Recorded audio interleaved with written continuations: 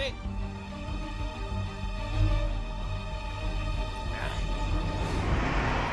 Bakit ba?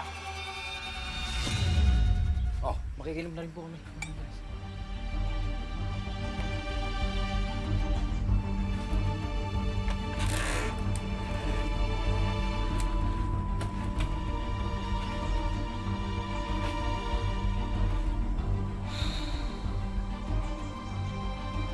Talaga po bang napapagaling niyo ako?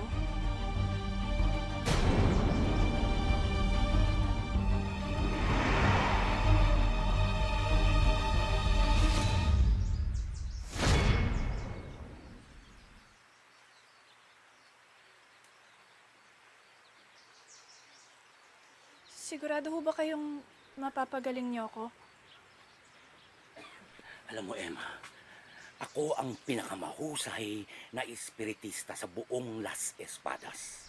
Natural mapapagaling kita, pero kailangan bigay mo sa akin ang buo mong pagtitiwala at gagawin mo lahat ng sasabihin ko sa'yo, ha? Oh, wala kayong papasukin, ha? Oo.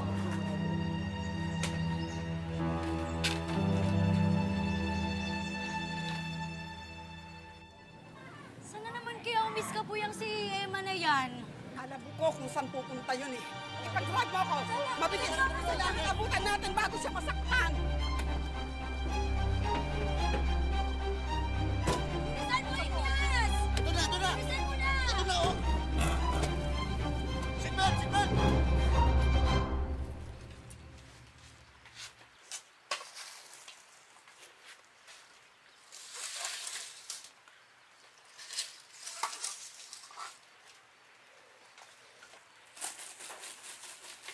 Ano pong gagawin niyo sa akin?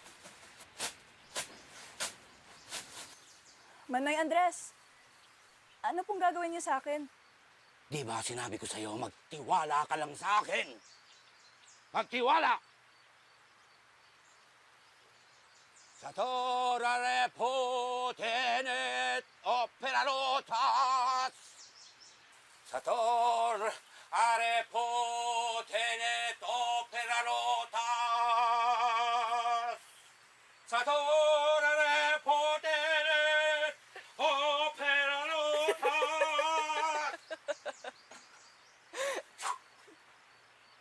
Tumatawa ka ba? Hindi po. Hindi mo ako sinuseryoso! Talagang nilaso na ng demonyo sa loob mo ang utak mo!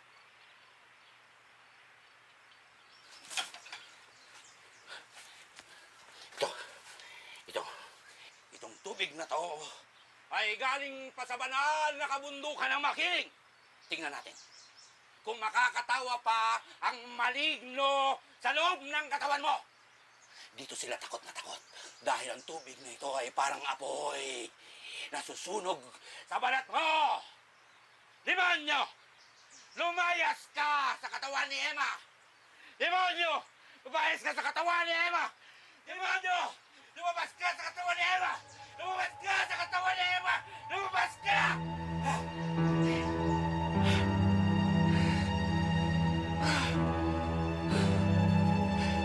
Makipagtulungan ka sa akin!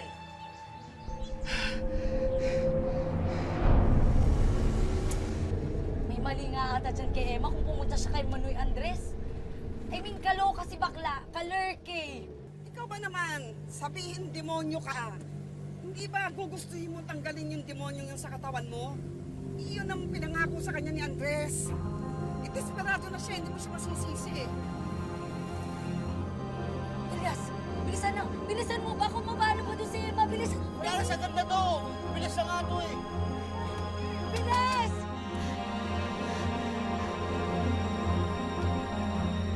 Nakikipagtulungan naman po ako ah. Tignan niyo nga po, nakatali nga po ako dito eh. Ano nakipagtulungan? Niniling lang mo ko! Di ba niya? Tingnan natin. Kung hindi lalabas dyan ang demonyo. Demonyo! Lumabas ka sa katawan ni Emma! Maligno! Mayas ka sa katawan ni Emma!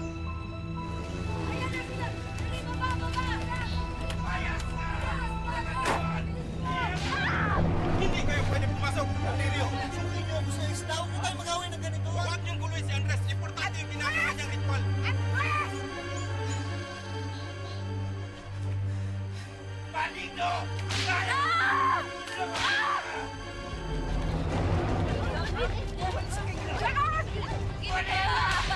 Maligno! Anong ginagawa niyo dito? Hindi niyo dapat sirayan ang ritual!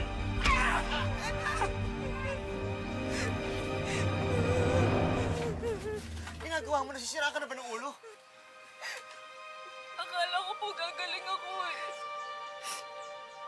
Naisip ko po, kung aayusin ko po yung sarili ko, baka di na po ako maging pabigat sa inyo.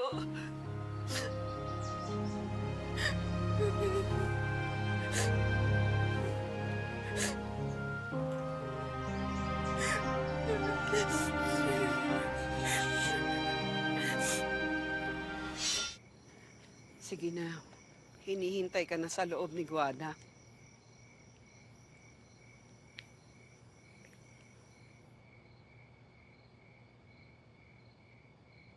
Kailangan ko po ba talagang tumira sa kanila? Hanggang sa masiguro kung tapos na kabaliwan ni Andres. Pero kung merong gagawin hindi maganda ang mga delatore, magsasabi ka kaagad, ha?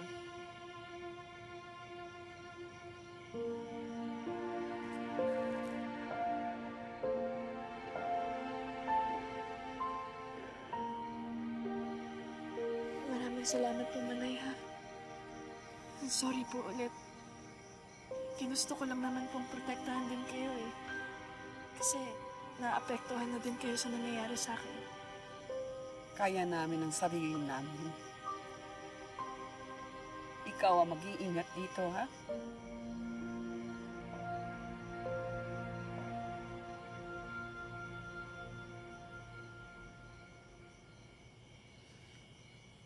Salamat. Hindi mo ako dapat niligtas, pero nandun ka.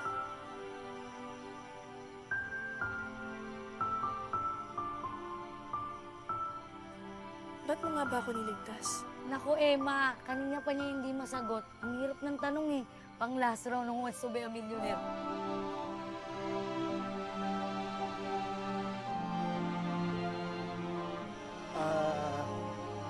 Balitaan ko kasi na parang kailangan niya daw ng tulong. Eh, sakto malapit na ako dun. Kaya, ayun. Yung, di ba, Manay?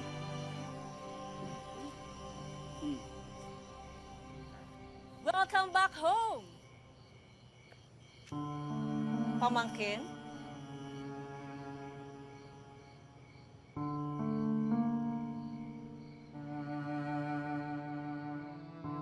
Apo? Are you okay, Apo? Ako? Ay. Sinong may gawa nito sa'yo? Anong ginagawa niyan dito? Ha?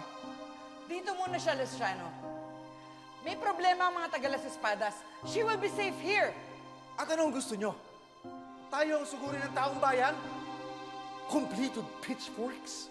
Walang maglalakas ng loob, pasukin tayo dito. Hindi ako papayag. Ay, halika na! Kuya! Ano ba, Luciano? Ano ba? Bitawan mo siya! Ma! Kailangan lumayas sa babaeng yan!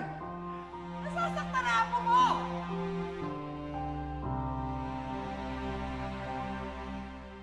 Ay, Pogi! Ingat! Aray naman, Mother!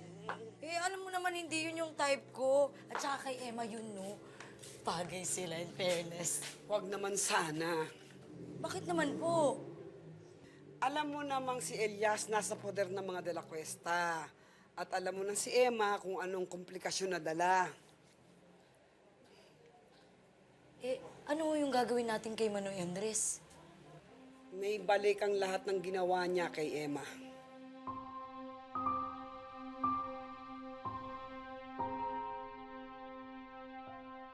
Mga buwisit, mga pakialamero, sinayang niyo ang pagod at panlaban ko!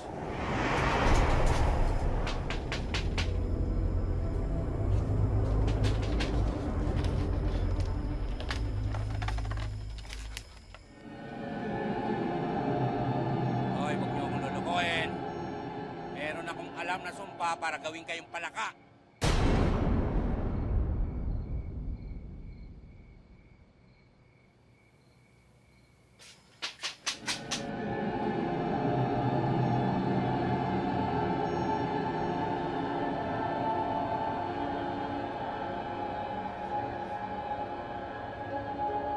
Sabi ko na eh. Diba sinabi ko na meron... Kailangan lumayas sa bayan! Hindi ka nararapat sa bahay na to! Ano na sa tawanan? Layas yan! Luciano! Will you please stop? Pati ikaw nakikialam dito, ha? Tama na! Tama na! Hinayaan kita nung trinidor mo si Camila nun. Wala akong ginawa kasi takot ako sa'yo. Pero hindi na ngayon, Luciano. Wala ka ng ibang babaeng sasaktan sa pamamahay na to. Sige. Gusto mo ko saktan? Gawin mo. Do it. Do it and I'll drag you to court.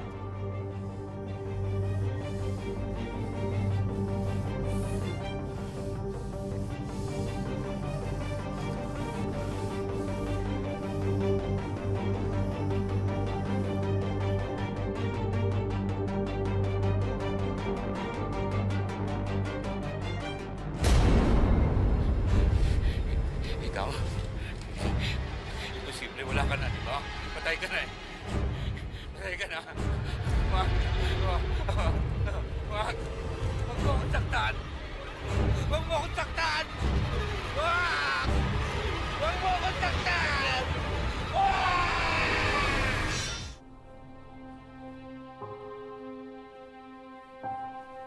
Magpahinga ka na, Apo.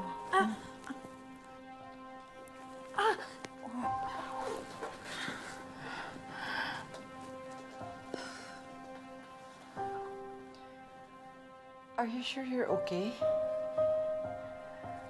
I can stay here if you want. Baka natatakot ka.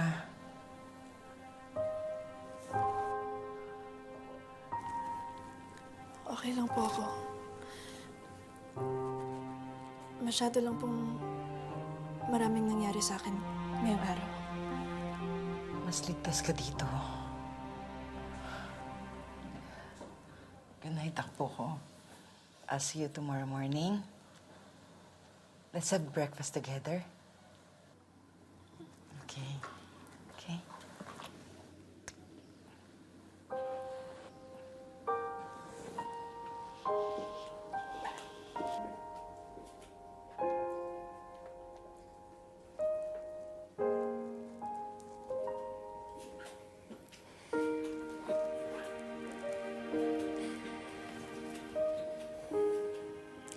Madalang ko lang makitang umiti si Mama simula nang mawala si Camila.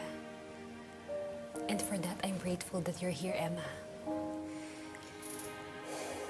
Ako nga po yung dapat magpasalamat. Kasi pinagtanggol niyo ho ako kanina. For years, Emma, naghari-harian ang mga lalaki sa pamamahay na to. And they've only made the worst decisions for us. And I won't have that anymore. Not anymore. We women, we should stick together.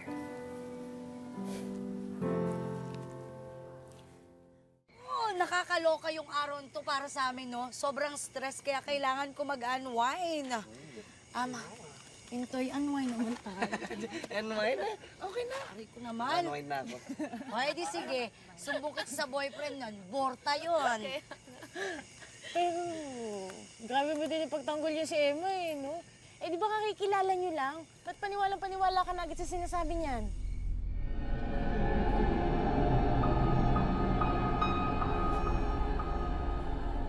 Alam niyo, sa totoo lang, nung una hindi eh. Basta ako tinutulungan ko lang talaga yan si Emma dahil magaan yung loob ko sa kanya eh. At saka, alam kong hindi siya masamang tao. O, pero... Pero habang tumatagal, parang naniniwala na rin ako sa kanya. Isipin niyo, kung hustler yan si Emma, ba't siya pupunta doon kay Manay Andres? Alam niyang masasaktan siya. Hindi naman niya kailangan gawin yun eh. Pero pumunta pa rin siya. At saka hindi naman gagawin ng isang tao yun kung wala siyang nararamdaman na kakaiba sa sarili niya. Oo, magaling siyang hustler. Talagang pinanindigan niya yung role niya. Ito pa guys, ito pa. Naramdaman at nakita ko mismo yung mga kababalagan na nangyari dun sa punerarya. Yung kandila at saka yung bulaklak na bigla na lang nalaglag, wala naman hangin dun eh. Tapos katabi lang nun, yung picture ni Camila. Tapos yung kabaong na bigla na lang bumukas, mag-isa. Tapos yung bangkay na bigla na lang dumulad. Ako nakakatakot. Pero alin naman dyan yung mismong nakita at saka na-experience mo? Yung kandila at saka yung bulaklak na nalaglag. Tapos yung iba? Kwento ni Emma. Kwento lang. Kwento lang yun. Hoy, hindi porket kwento lang yun ni Emma, hindi na yung totoo, no? Kwento lang kwento. Alam niya na. Yung kwento niya, pinaniniwalaan niya namang totoo. Hoy, ito, basta ako, naniniwala ako na nakakatakot talaga yung sa punerarya, lalo na pag bebe! Ay, walang taka talaga! Nauna pa natakot yung nanal mo. Visit na to?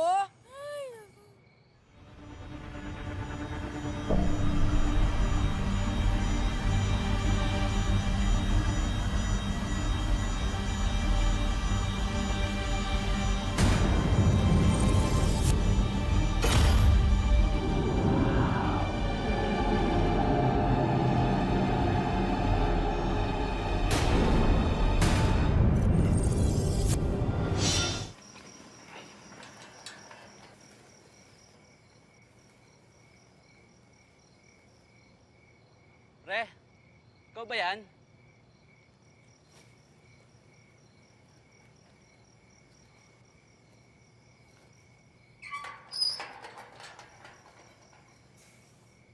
Pre!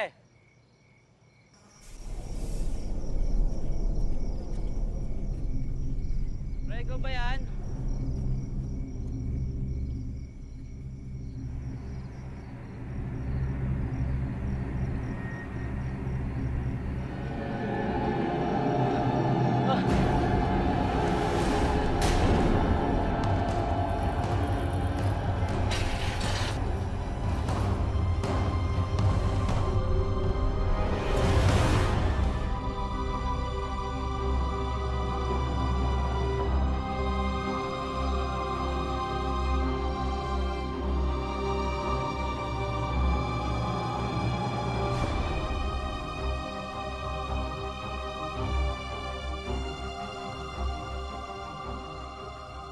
I'm sorry for the short notice, pero na-delay yung flight ko. This is the only time I have. Walang anuman yun, sir. Nakuha ko naman kaagad ang record na hinihingi ninyo. Sa laki ba naman ang dinonate nyo sa orphanage na yun? Isang banggit ko pa lang sa pangalan nyo. Kaagad, binigay nila sa akin ang record nila. Ano bang sinasabi sa record? Ang sabi ni Emma, lumaki siya sa orphanage na yun. Na-trace nga ba siya doon? Tulad pa rin po ng sabi ko sa inyo sa phone. Sinabi ng kontak ko na walang record na Emma doon. And double-checking the papers na galing sa orphanage. Hindi match ang pangalan sa binigay natin.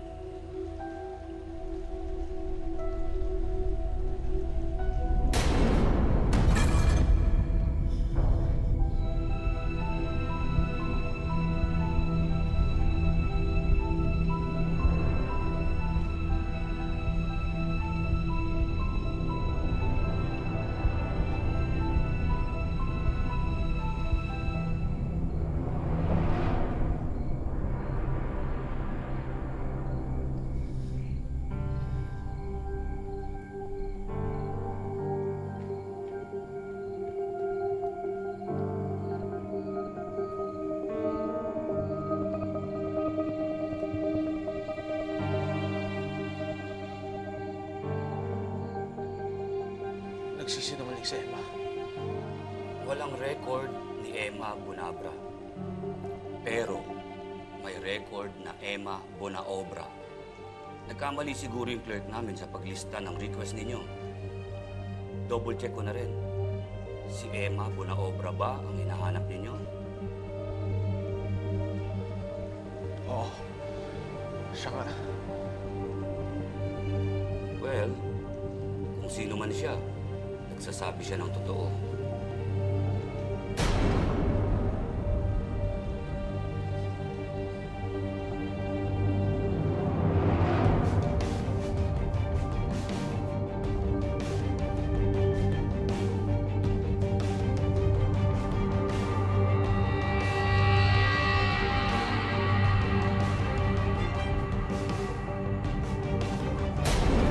Kamusta, Emma?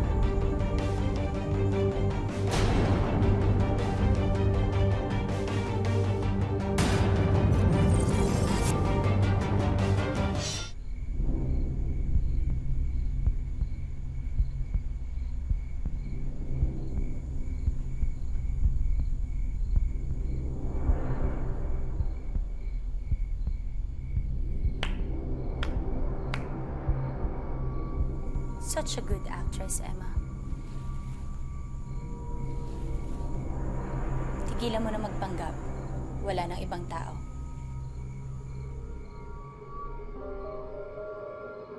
Emma, tayong dalawa na lang. Wala nang ibang tao.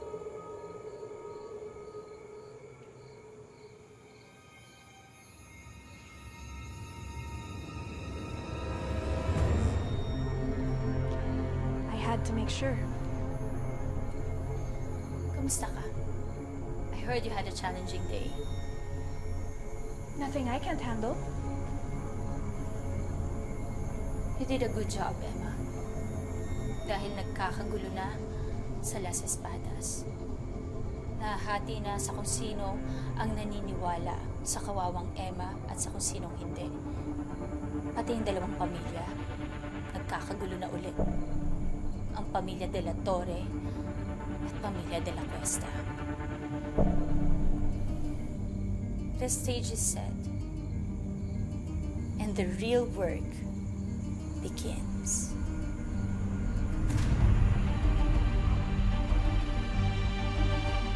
Hanggat sa naniniwala silang patay si Camila de la Torre, magtatagumpay tayo. Tutulungan kita, Camila. Tutulungan kitang makamit ang hustisya.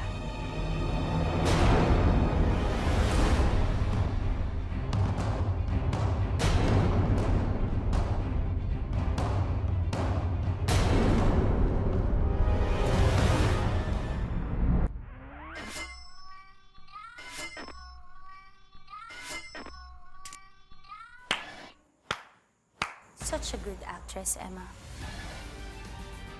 Wala kang pagkakatiwalaan sa Las Espadas.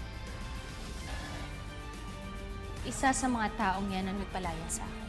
Pinalaya niya ako nung gabing pinaranas niya sa akin ng impyerno.